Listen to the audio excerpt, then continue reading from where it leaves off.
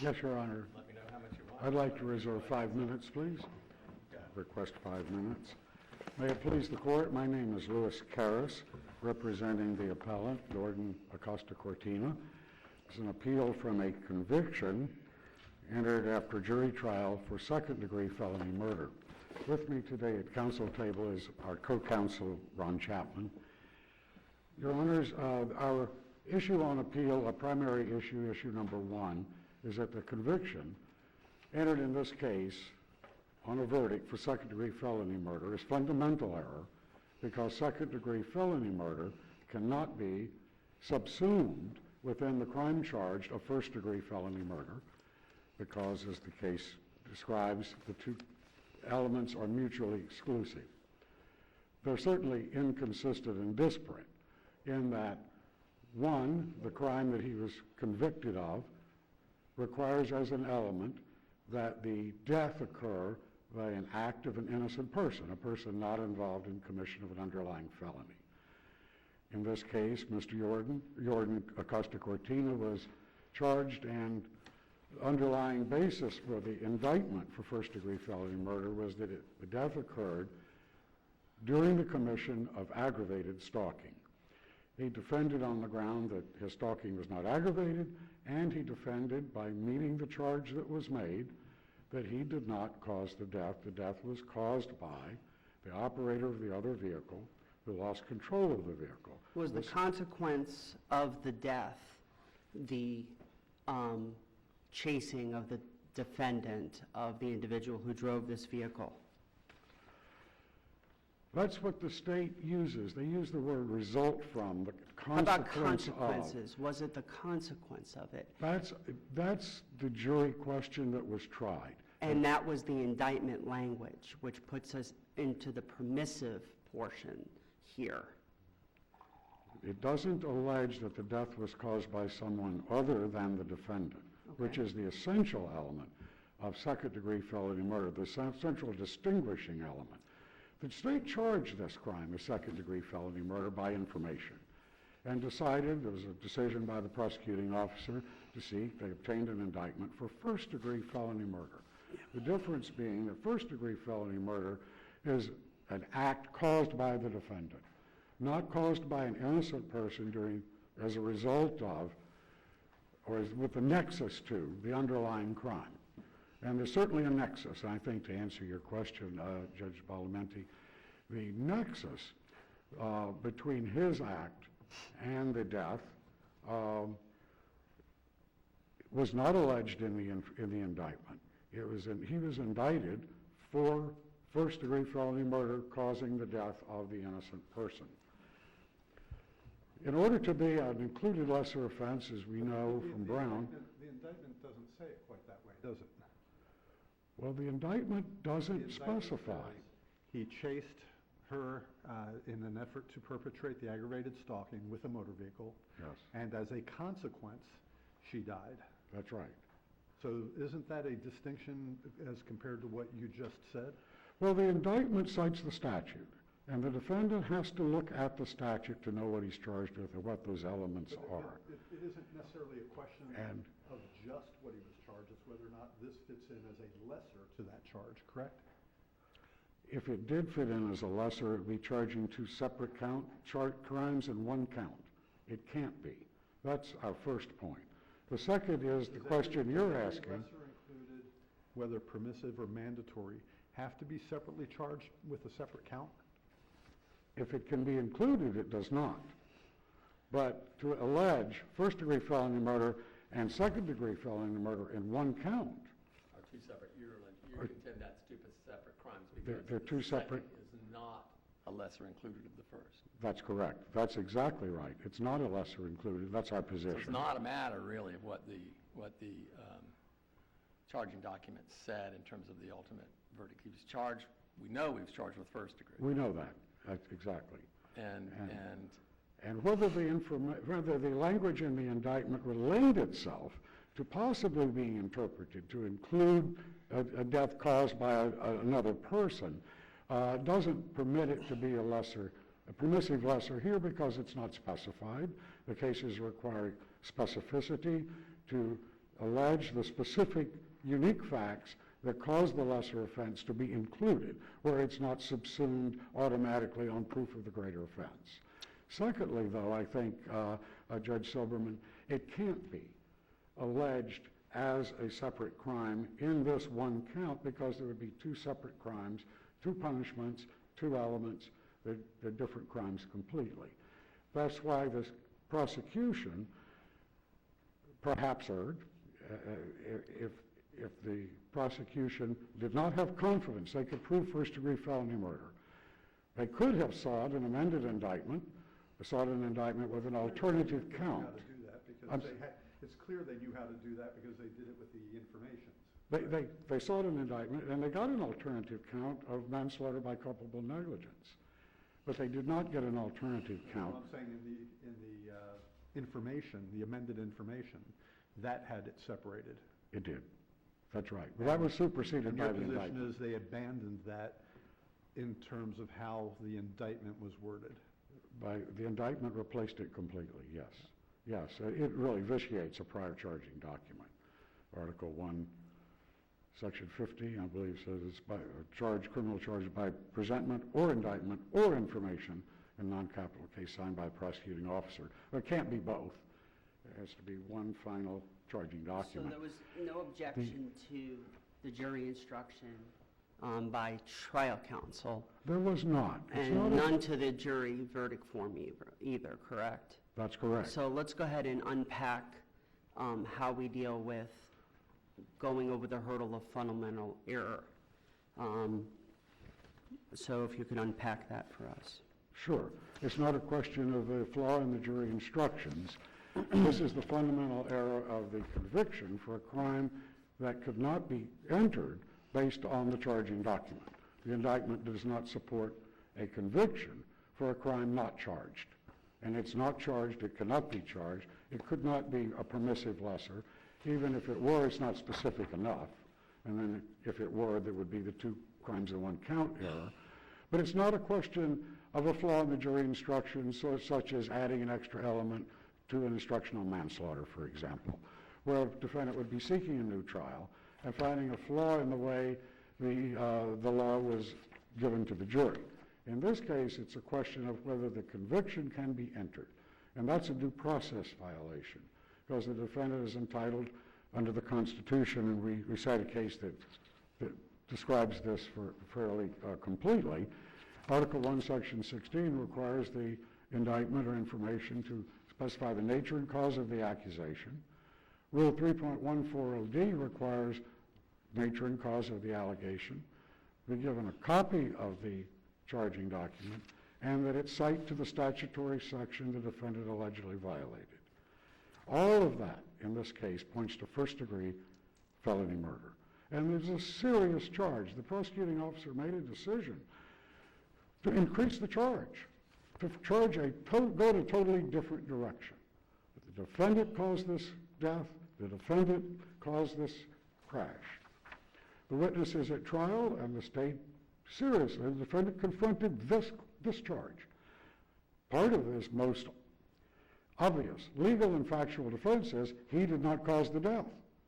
The catch-22 is when the end of trial, the state asks for an instruction on a crime that's not included and not charged. What happens if, since we don't have an objection here, I mean, I'm a former criminal defense lawyer.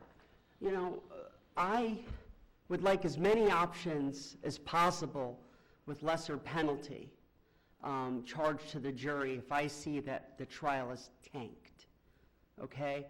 And the state has done the proverbial sledgehammer on the ant presentation. So I don't object to second degree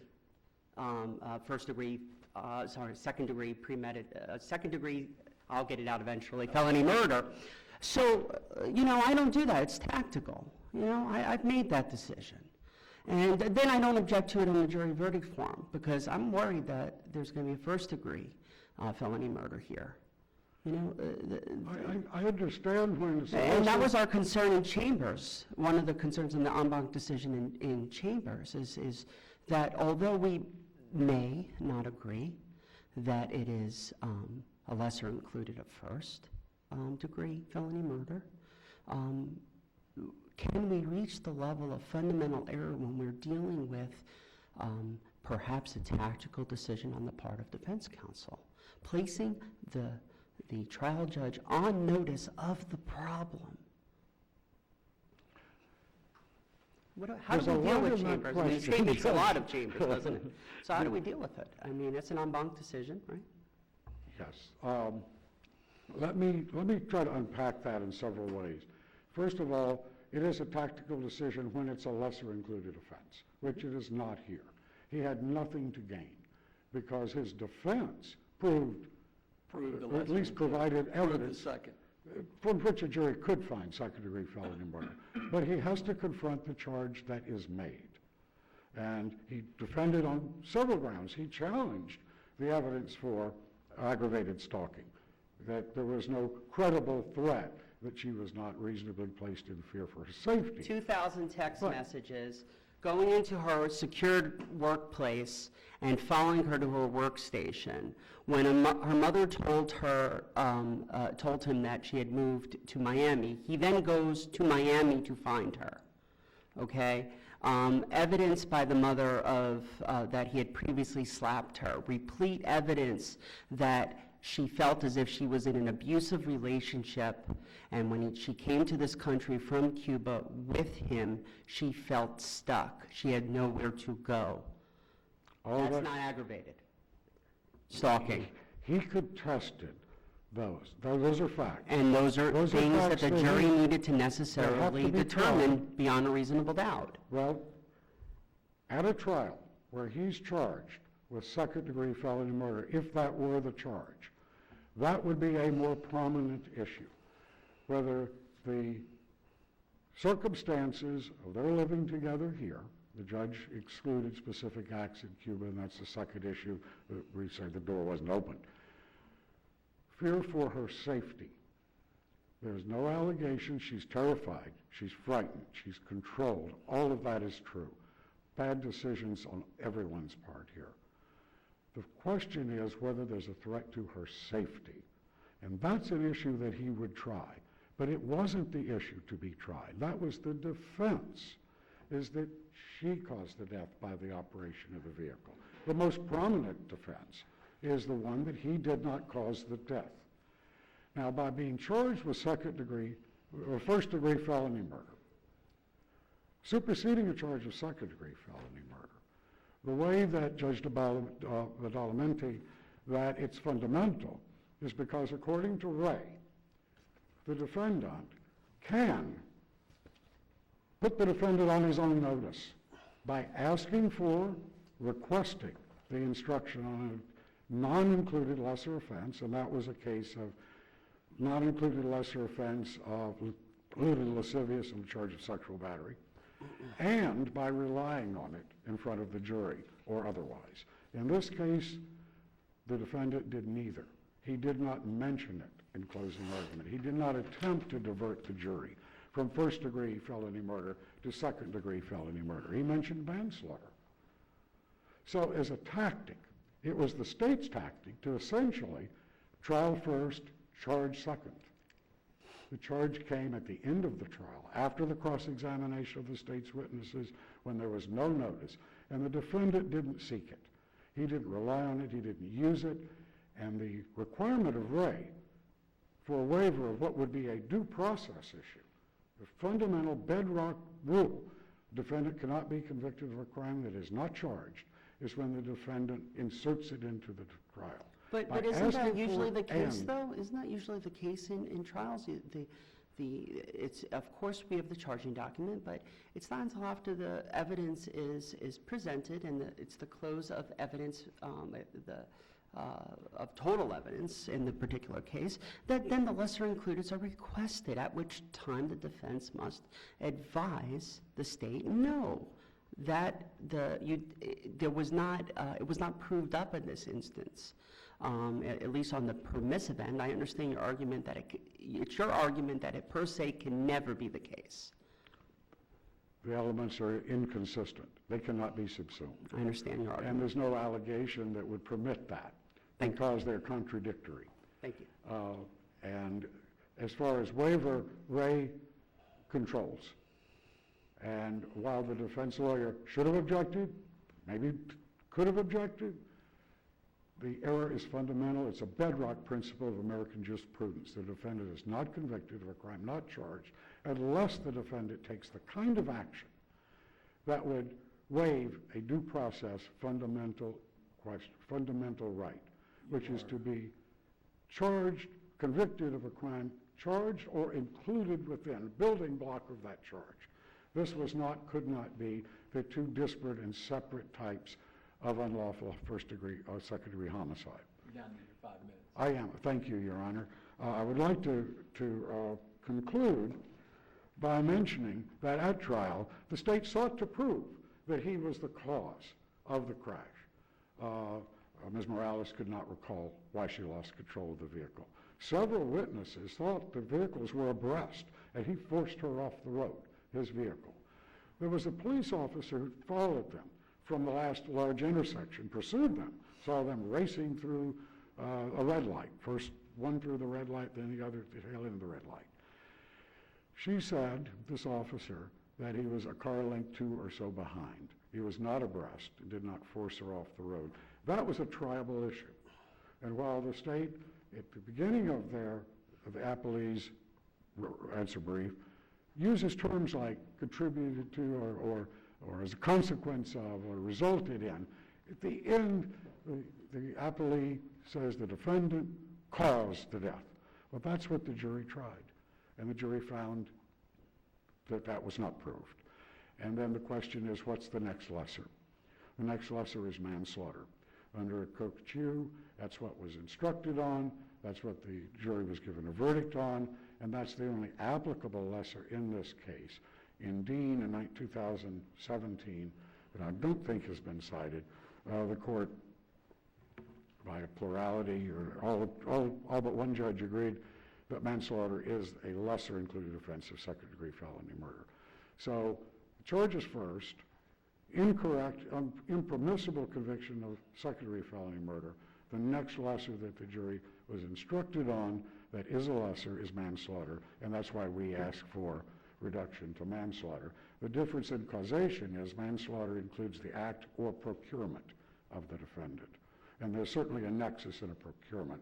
So we'd like to go further than manslaughter, but we think the correct relief to ask for is reduction to manslaughter. Thank you, Your Honors. I'd like to reserve any additional time. About 3 minutes. Thank you.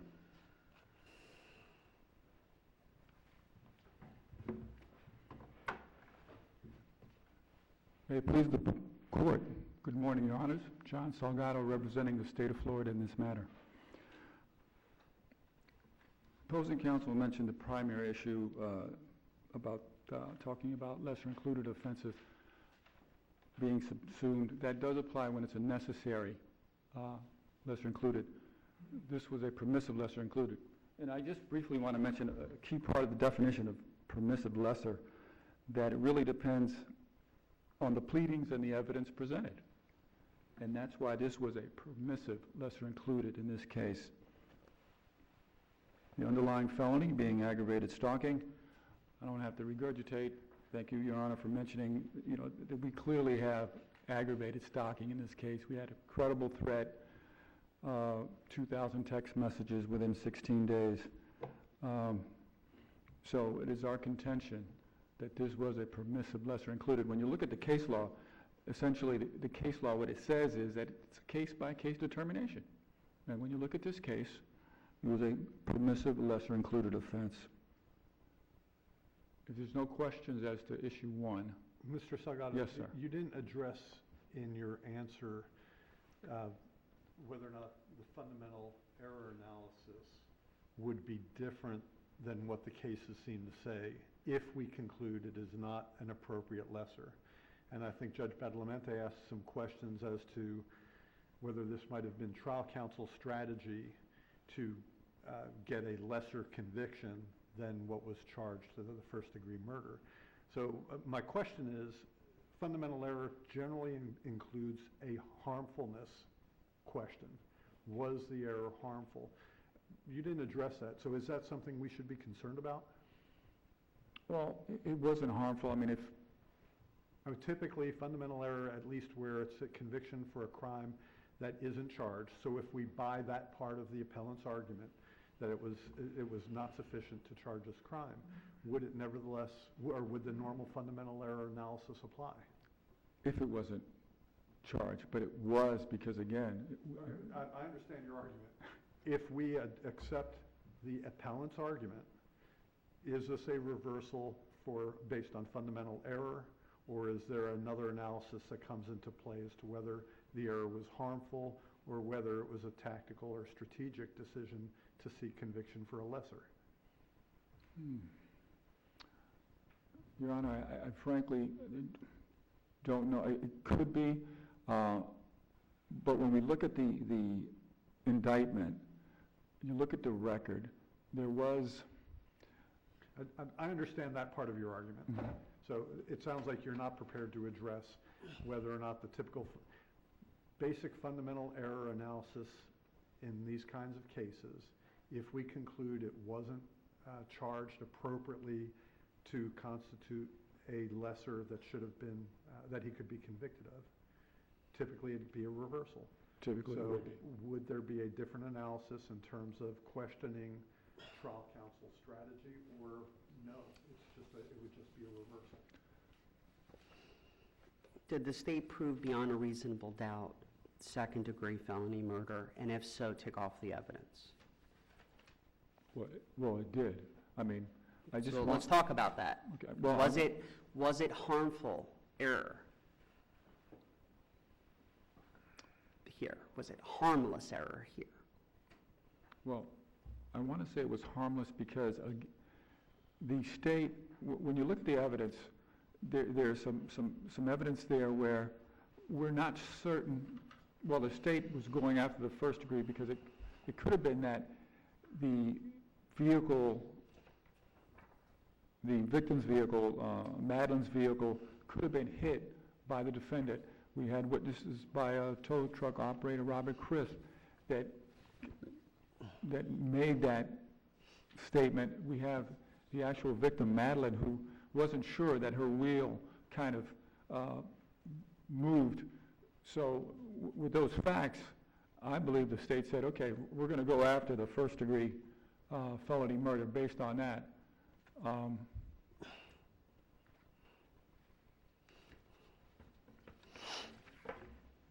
As I was saying, regarding the aggravated stalking, all the elements were met. The death was caused by the consequence of aggravated stalking. Credible threat was made. I mean, unless we want to continue with issue 1,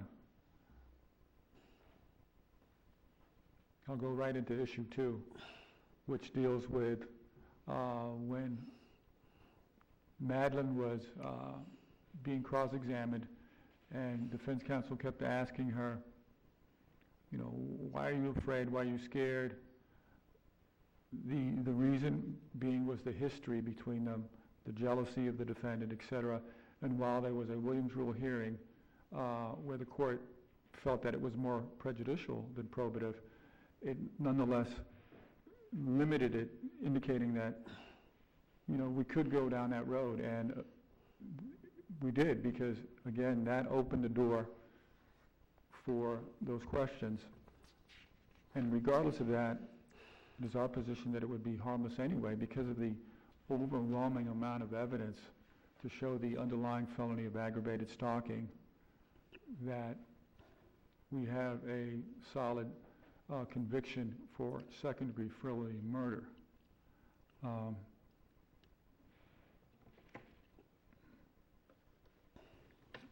there any questions regarding that issue, or should we go back to issue 1? It's your time. Okay. Well, let me ask you this. Sure. If you're going to contend that this is a convict on a permissive lesser included, the facts setting it forth have to be included in the charging instrument, correct? Yes. This charging instrument says, as a consequence of, and then it cites the specific statute for first-degree felony murder. Where in there are there allegations of second-degree felony murder?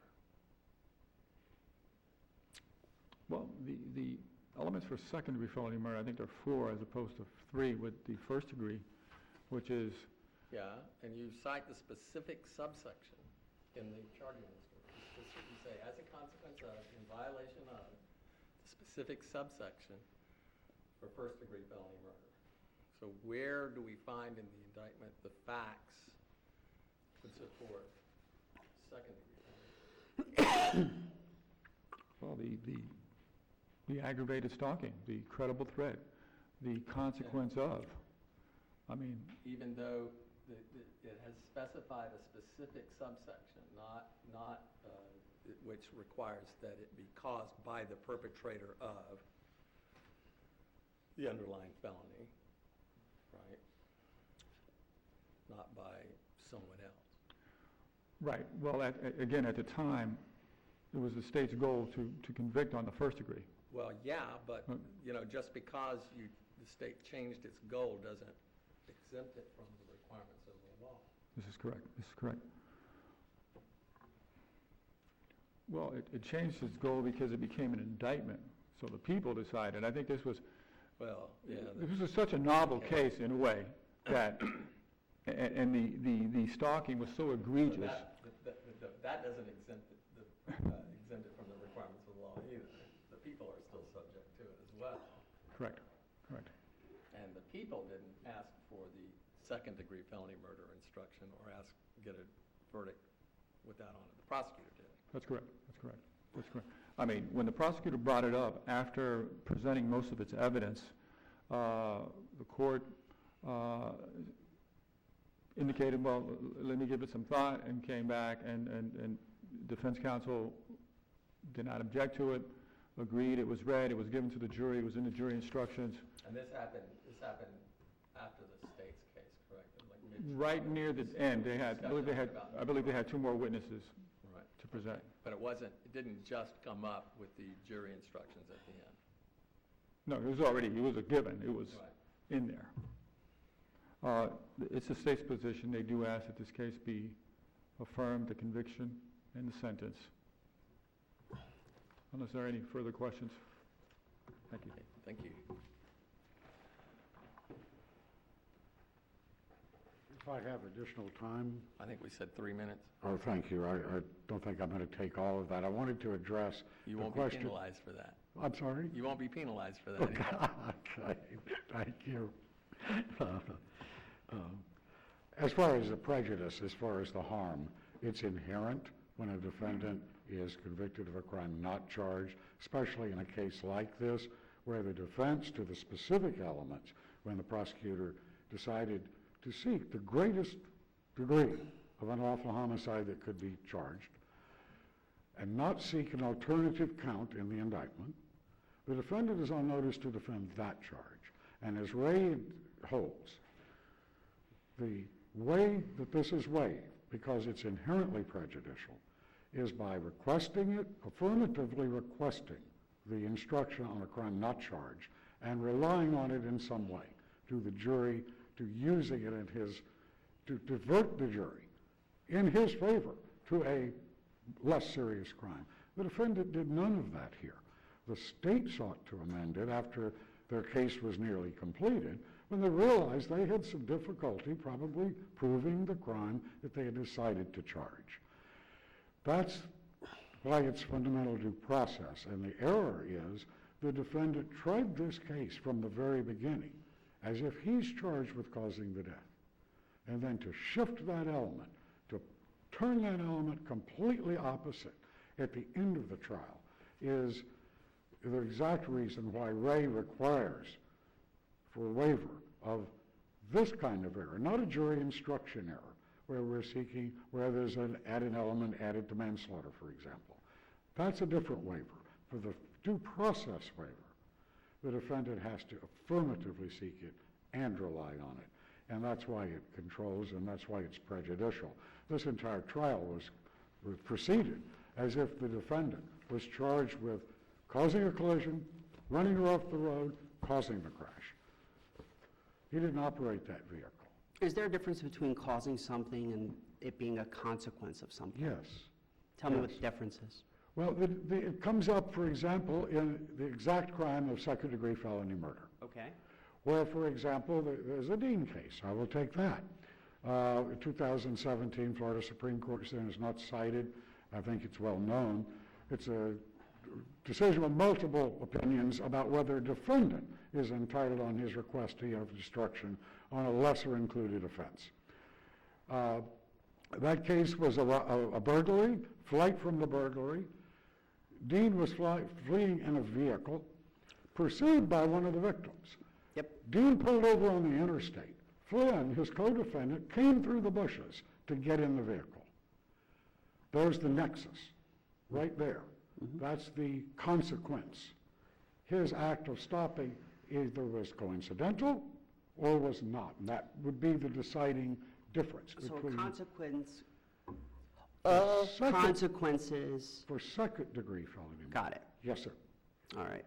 For first-degree felony murder, he has to be the perpetrator. So it sounds to me like there's a difference between causing something and being a consequence of I something. think there is between those two different The offenses. statute uses the term perpetrator or perpetrating. First-degree felony murder. It does in second as well, but perpetrated by a person other than. Exactly, Right, perpetrate. But in both instances, they say you use the term perpetrating. Oh, They don't I- say as a consequence of, they don't say, it says You're perpetrating. quite right. I was using it to mean Right. the defendant as opposed to an innocent Right. third party Understood. or victim. Thank you, Your Honors, I Thank you appreciate it. both very It's an much. interesting case. Thank you. Very interesting case.